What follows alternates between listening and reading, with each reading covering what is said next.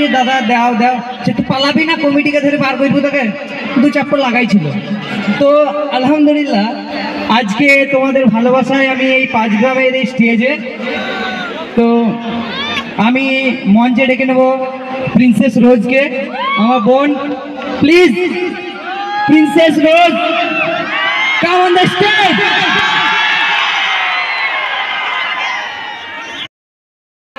দিদি আমাকে হাত হিলাইছে, খবরদার আমি হচ্ছে লালবাগের লাল করি, বলছি গেট আপে আসবো নাকি। একটা কথা জিজ্ঞেস করা ছিল যে আমার লালবাগের লাল করে ভিডিও দেখেছো, হ্যাঁ কে কে দেখেছো হাত তোলো। পাস রে, তো শুনো বলছি আমার ডায়লগটা কেউ যদি বলতে পারো রে ভাই, একবার জোরে বলো। শোনা যাচ্ছে না গো, ওপরে 32। তো যাই হোক আমি গেট আপে আসবো, তার আগে তোমাদেরকে কিছু কে বটে বাস আসছে, তোকে সাদা জ্যাকেট করে নানা আমার নানা, একবার লাল পরি গেট আপে বাস দিব নাকি। বেশি কিছু বলবো না, খালা গেলান বলবে এই ছোড়া তো সমাজের মুখ কালো করি, দাড়ি দাড়ি থুন শাড়ি পরি এমন লচক লচাইছে কি ভাই, মানে ইয়া হচ্ছে আমার জীবনের প্রথম পাওয়া বললে ভুল হবে, অনেক জায়গায় পেয়েছি, কিন্তু আমার মুর্শিদাবাদের লোক সব সময় আমাকে ভালোবেসেছে ভাই।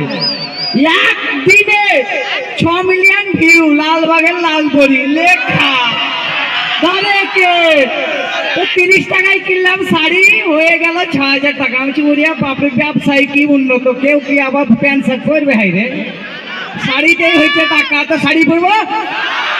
হ্যাঁ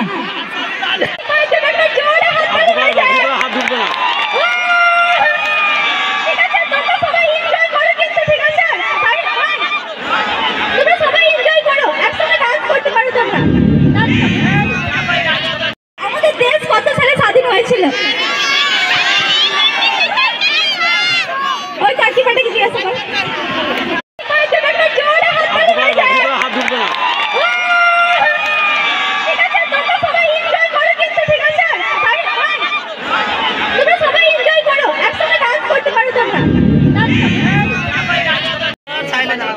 মুর্শিদাবাদ আমাদের খুবই স্পেশাল একটা জায়গা, মানে মুর্শিদাবাদে আমরা যখনই ভিডিও করি প্রায় তার পার হয়ে যায়, আমি বলে নয় তাই মুর্শিদাবাদ একটা আমাদের খুবই মানে লাকি জায়গা। আর 5 গ্রামের যেসব দাদারা আমাদেরকে এখানে এনেছেন, যেমন রাজু দাদা, তারপরে বন্ধু দাদা, তারপরে রাজু প্রামাণিক দাদা, যারা যারা আমাদেরকে এনেছেন তাদেরকে অসংখ্য ধন্যবাদ। আর এখানে অডিয়েন্সের ভালোবাসা অপরাণ পেয়েছি, তার জন্য এতটা মানে কি বলবো খুবই ভালো লেগেছে।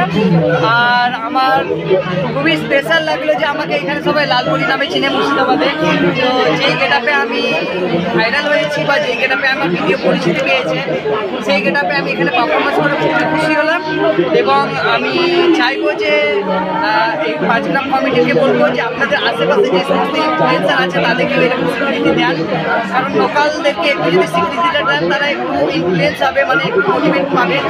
আর এটুকুই বলে আমি কি বার্তা দিচ্ছ আজকে প্রোগ্রামে এসে যারা কন্টেন্ট ক্রিয়েটার তাদেরকে কি বার্তা দিচ্ছ আজকে? আমি বলবো যে যা বলছে বলুক, তোমরা তোমাদের মতো কাজ চালিয়ে যাও, আর পিছন দিকে তাকাবে তো অনেক মানুষ টেনে নামাবার চেষ্টা করবে।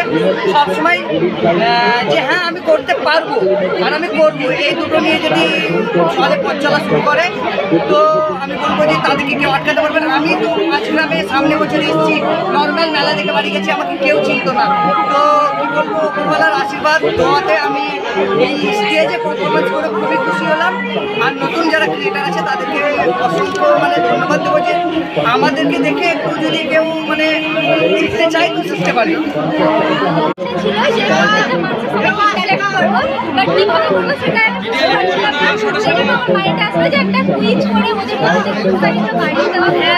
এবং ওদের সঙ্গে কথা বলা, ওদেরকে প্রাইজের মধ্যে এত কিছু প্রাইজ আর সবথেকে যে কোনো হচ্ছে ওদের সঙ্গে আমরা একটা যে আদান প্রদান সেটা ভালো লাগে। তো আমার এটা ইচ্ছা ছিল সব মানুষের আচ্ছা, আপনি ঠিক একটা কথা বললেন যে আপনারা সোশ্যাল মিডিয়ায় আসুন, এটা কি সোশ্যাল মিডিয়া আসলে লেখাপড়া কি করছেন? লেখাপড়াটা হচ্ছে মেন, ঠিক আছে?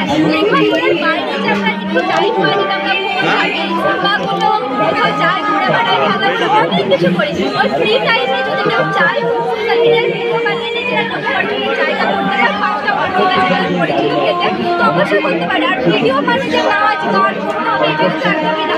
প্রত্যেকটা মানুষের কাছে নিজের একটা আলাদা যে ট্যালেন্ট আছে, কেউ ভালো কুকিং করতে পারে, কারো বিজনেস রয়েছে, কেউ ভালো কথা বলতে পারে, কেউ ভালো এরকম নৃত্য করতে পারে, তবে সাংস্কৃতিক সেগুলো ফুটিয়ে তুলতে পারে সোশ্যাল মিডিয়ার মাধ্যমে।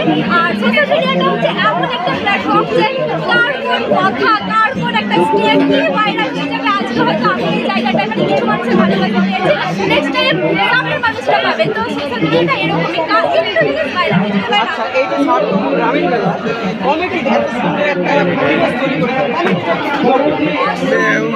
জানতে চাই আমি কমিটি থেকে ভাইরাল যে এখানে যে এত ভালোবাসা মেলা বলে ভালো বাড়ি প্রথমত, যেখানে এত মানুষ আসতে সবাই এতটা পরিমাণে ভালো অসংখ্য ধন্যবাদ জানাতে চাই এই বাজারে দাদার প্রত্যেকটা কমিটিকে এবং মা তারা জুয়েলার্স রাজপুর আমাদের দাদাকে।